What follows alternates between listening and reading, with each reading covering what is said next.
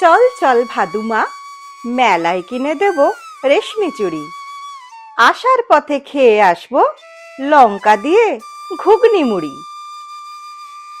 ছোটবেলার নিষিদ্ধ অভিলাষের পথে আমরা দুই প্রাক্তন বাঁকুড়া নিবাসী আজ বেরিয়ে পড়লাম কেঞ্জাকুড়ার পথে। গন্তব্য বাঁকুড়ার বিখ্যাত মুড়ির মেলা। বাঁকুড়া শহর থেকে মাত্র 15 কিলোমিটার দূরে অবস্থিত এই জনপদটি অতীতে কাঁসার থালা কিংবা গামছার জন্য বিখ্যাত হলেও বর্তমানে এই স্থান প্রসিদ্ধ মুড়ির মেলার কারণে। আজ থেকে 300 বছর আগে এক অখ্যাত সাধক দ্বারকেশ্বর নদীর তীরে মহাশ্মশানের কাছে এক উঁচু টিলার উপর সঞ্জীবনী মাতার মন্দির স্থাপন করেন। সঞ্জীবনী মাতা বা সঞ্জু বুড়ি, সেখানে মূলত নীলবর্ণা রক্তাম্বর ধরা এই সঞ্জীবনী মাতা শ্মশানের শ্মশানেই তিনি অবস্থান করেন। মৃতের পুনর্জীবন দান করেন নাকি এই মাহাত্ম্য আছে।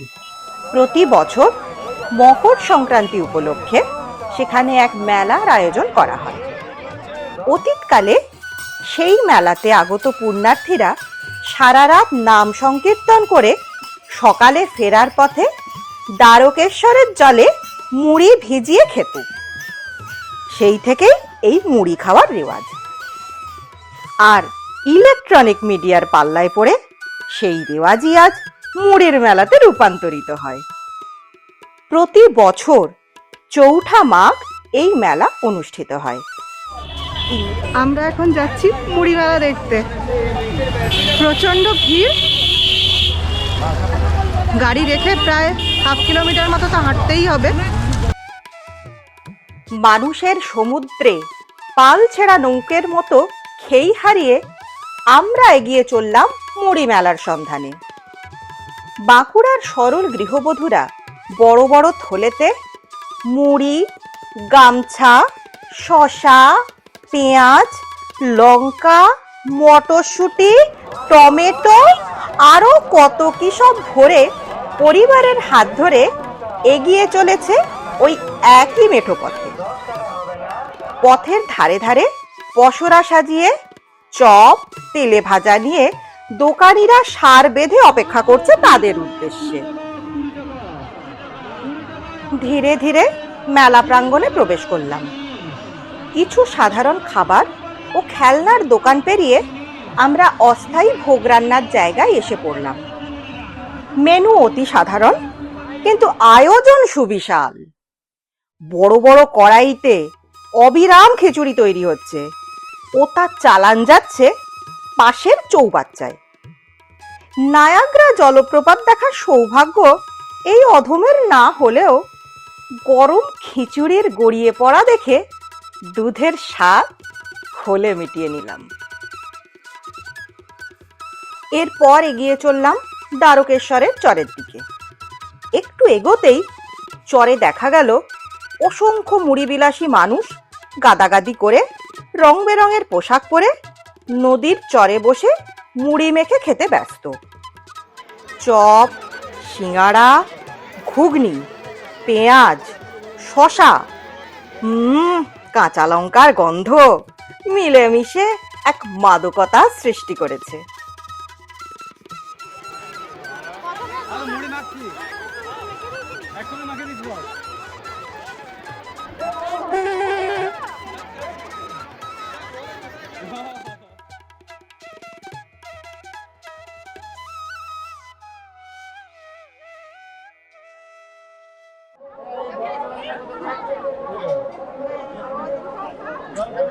ঘুরে প্রাণ জুড়িয়ে গেল।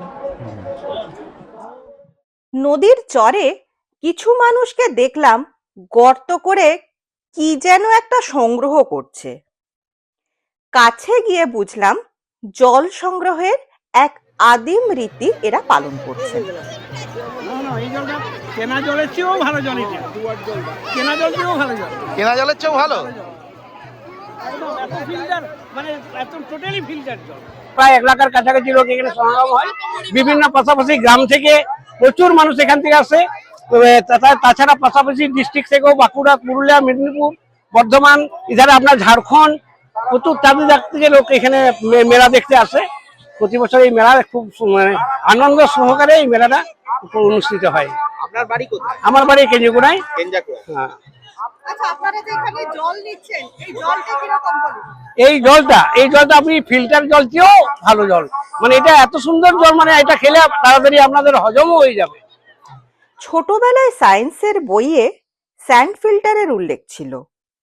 বিশুদ্ধ পানীয় জল সংগ্রহের এই পদ্ধতি রাঢ়বঙ্গের প্রাচীনত্বের কৌলিন্যকে আধুনিক বিজ্ঞানের সাথে আর একবার মিলিয়ে দিয়ে গেল।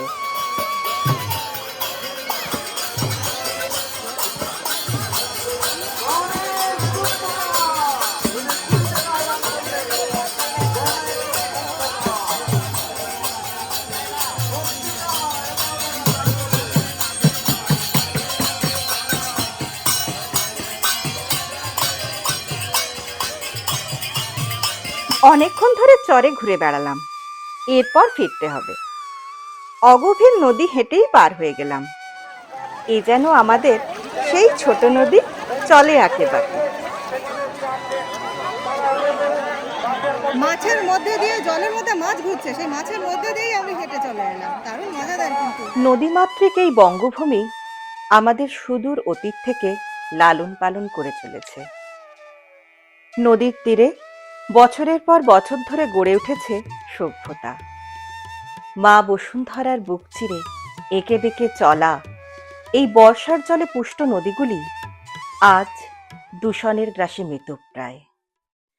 তাই মায়ের সুযোগ্য সন্তানের মতো আজ আমাদের এগিয়ে এসে নদী দূষণকে বন্ধ করতে হবে, যাতে আমাদের পরবর্তী প্রজন্ম একইভাবে মেলাতে অংশগ্রহণ করতে পারে। কিভাবে যাবেন? কলকাতা থেকে সকালে রূপসী বাংলা এক্সপ্রেস বা আরণ্যক এক্সপ্রেসে বাঁকুড়া বা ছাতনা রেল স্টেশন যেতে সময় লাগে 3.5-4 ঘন্টা।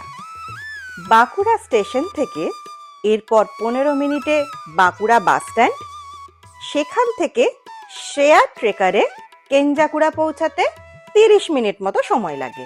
আর আপনি যদি ছাতনা স্টেশনে নামেন, তাহলে সেখান থেকে 100 টাকার রিজার্ভ টোটোতে সরাসরি কেঞ্জাকুড়া পৌঁছানো যায়।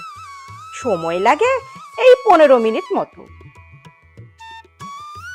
কেঞ্জাকুড়াতে আসবো আর গামছা কিনবো না, তা হয় নাকি?